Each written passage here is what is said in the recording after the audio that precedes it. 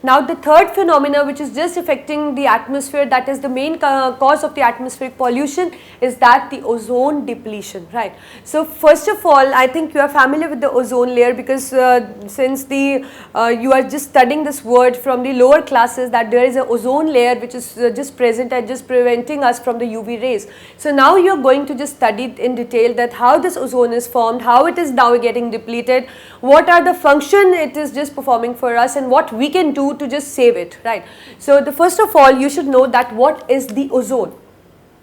Ozone is actually a gas with the formula that is the O3, right, and it is, as I said, it is a gas. So it is a gas and it has a color too, it is bluish gas, right, and so that means ozone is indicated by O3, that means the bluish gas, and it is an explosive gas too. It is like in nature, it is explosive in nature, and it has a pronounced odor.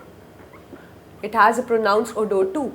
So that means this is how, if somebody is going to ask you that what is ozone or what is the molecular formula for it, so you are just going to tell that yes, it is a gas with the molecular formula O3, and it do have a color also, and the color is bluish, and the nature is explosive, and if we talk about the odor, so it has the pronounced odor, right. So this is the ozone layer.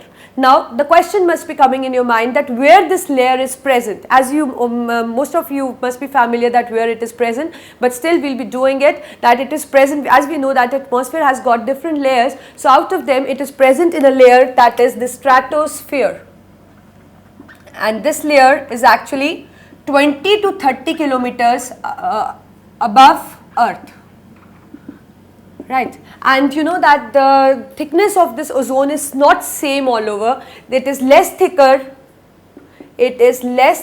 towards equator, and its thickness just increased towards poles. So that means the thickness just varies. Where it is thicker, less thicker towards equator, and it is more thicker towards pole, right. Now the question must be striking that what is the use of this kind of layer, as we know there is an atmosphere present, that is a mixture of gas, and what is the need of this this other gas, that is the O3, to present in the atmosphere. You know that as I told you when we were discussing the global warming, I told you that the sunlight actually consists of three kind of waves. One is the visible rays, one is the infrared rays, and one is the UV rays, right. And the rays whose wavelength is smaller than 400 is the UV, larger than 700 is the infrared, and the rays which lies between the 400 to the 700 is visible. I will just write for you. See, the sunlight, you can say this consists of a proper spectrum in which we have UV rays, we have visible region, and we have infrared rays, right. So these actually just vary in their wavelength and frequency, right. So the UV rays has wavelength less than 400 nanometer. It has a range between 400 to 700 nanometer, and it has wavelength more than 700. More than 700, right. So as I told you that visible region do not have any adverse effect, as these are just imparting color to the all objects present on the earth, because it is a visible region, violet, indigo, blue, green, yellow, orange, red. You know that you are familiar with the Vibgyor. And these infrared rays, as we have done, that it is just the main cause of global warming. So it is just affecting the environment, that it is causing the main you can say the phenomena, that is the global warming.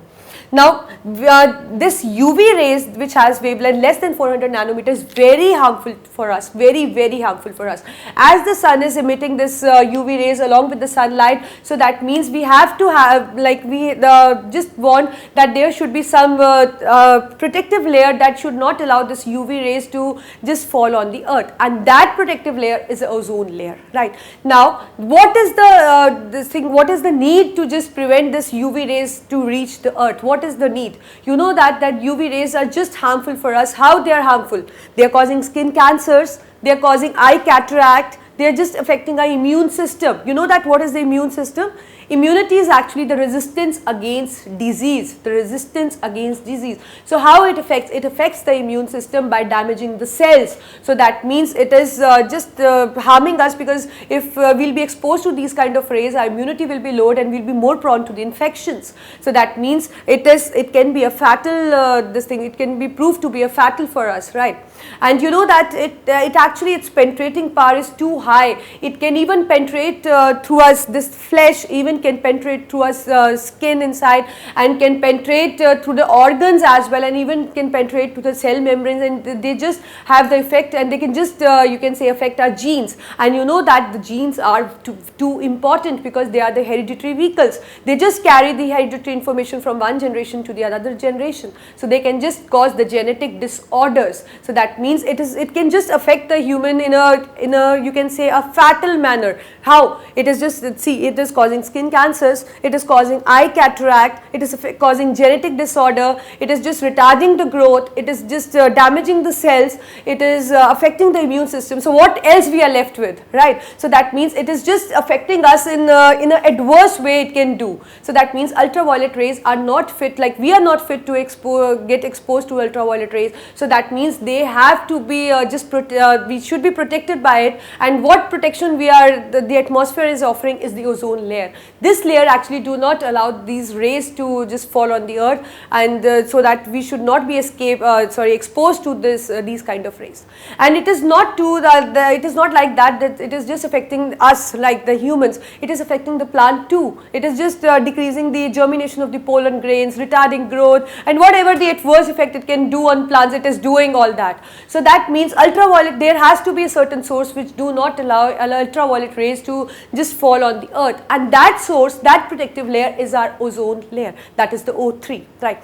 So that means it is just performing a very important function, that it is protecting us from this dangerous ray that is affecting us, that is the ultraviolet rays. Now the question must be you'll be curious to know that how this ozone layer is formed, or who has formed this ozone layer, or is there any scientist who has just formed the band and just went on the stratosphere and just you fit that band. So it is not like that, it is just forming in nature as such. So just see that how it is being formed in nature. It is just formation of ozone. Right. So how this layer is formed? We know that the atmosphere consists of oxygen. You know that oxygen, nitrogen, carbon dioxide, there are many gases which are present in atmosphere. But the gas which is responsible for the formation of ozone layer is oxygen, right? So we'll be taking into consideration the only oxygen. So oxygen we know is O2. So what happens? When they get exposed to ultraviolet rays, they just split into O plus O. That means the oxygen molecule gets break into the atomic oxygen, right? But because this is happening at 20 to 30 kilometers above Earth, right? Means, or you can say above, more than it, above 30 kilometers.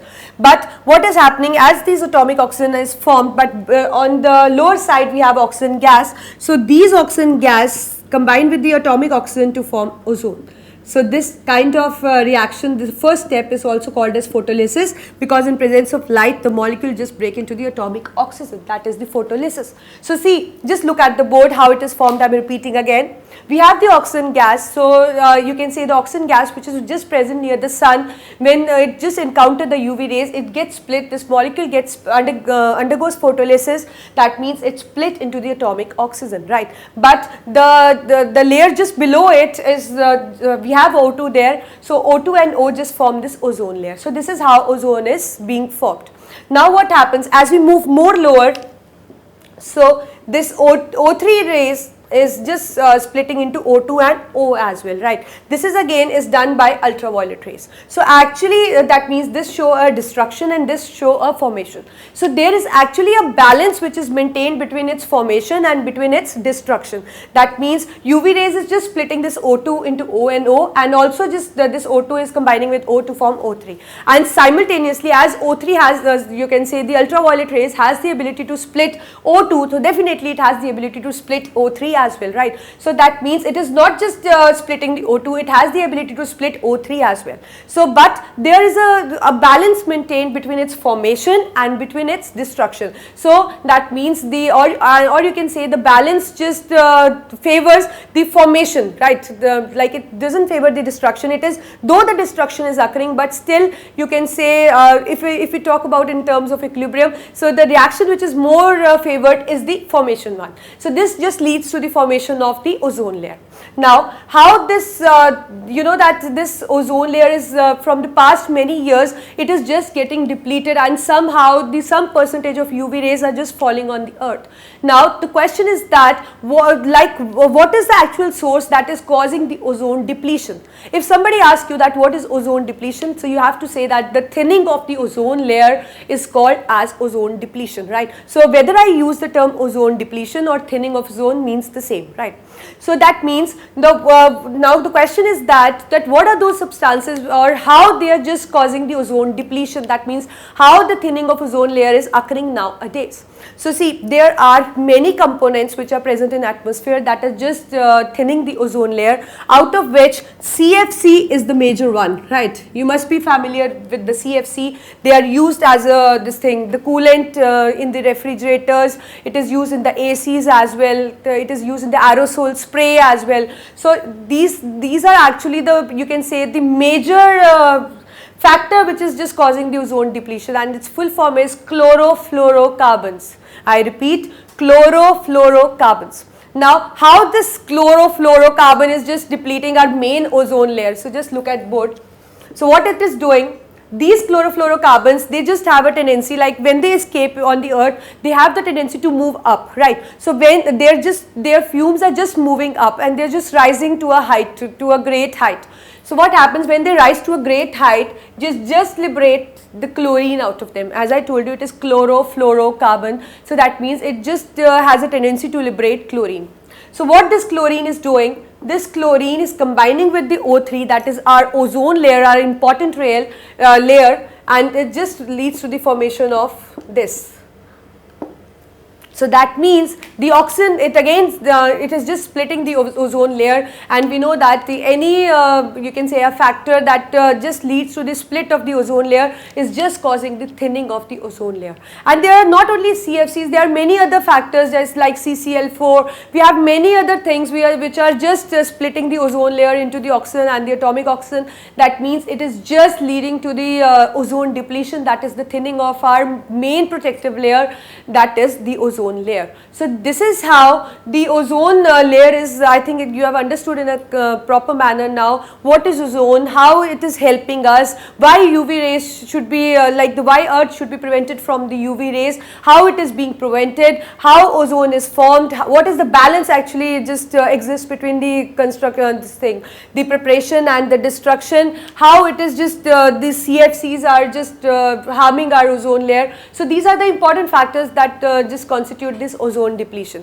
But now the question is that what can we do to just save our ozone layer, right? So we can just take an initiative, that is we can use alternative sources, like instead of using CFCs, like I told you, it is used in AC, and you know that in summers you cannot stay without ACs, right? And even you know you need the refrigerators for the chilled water, right? So that means we cannot just avoid our luxuries, but still what we can do is we can just make use of another alternative source in those luxuries, so that we also enjoy the comfort and even our ozone layer doesn't get depleted, right? And what are those you can say the alternative source? We can use PFC, we can use HFC instead of chlorofluorocarbons, we can use the phosphorus fluorocarbon, we can use the hydrogen fluorocarbon, PFC, HFC instead of using the CFC. They don't have the adverse effect of ozone, or you can say they don't deplete the ozone layer.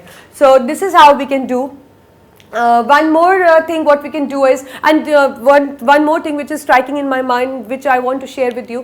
Do you know what is Montreal Protocol? I repeat, I'll write for you. It is Montreal Protocol. See, as everybody is aware that how this ozone is protecting us. Like, so it is a big issue for many countries, many you can say almost it is a big issue for the world itself, that we have to just protect ourselves from the UV rays. So that means we need a ozone layer. And as the scientists and everybody just concluded that our ozone is getting depleted, because there was a hole also which was found near the Australia. So that means that hole can just increase in the size, and it is being increased. You know that every year the size of that hole is increasing. It was something else in the past 2 years, and now it is just increased its size. So that means a day is not far that we will be deprived of our protective layer. So that means we need to just we need to have something, we have to resolve this kind of issue. And you know that for this to resolve this issue, an agreement, that is Montreal Protocol, was launched. And you know that what is it? It is actually an agreement. It is not an organization. It is an agreement which is you can say was meant by the 14 countries. And you know that what this agreement stated? This agreement just stated that freeze the production of CFC. That means just stop the production of CFC, and instead of producing the CFC, look for another alternative source so that we can protect our ozone layer. So if somebody asks you about the Montreal Protocol, so just write it is an agreement between the 14 industrialized countries that just stress, or you can say their main aim is to just prevent, or you can say freeze the production of CFC. Do not produce CFC, as it is just depleting our ozone layer, right? So there are many other things which I may not be listing now, and you may explore when you think like an individual, that how we can just prevent our ozone layer. So just do it on your do it in your way, and just try to save your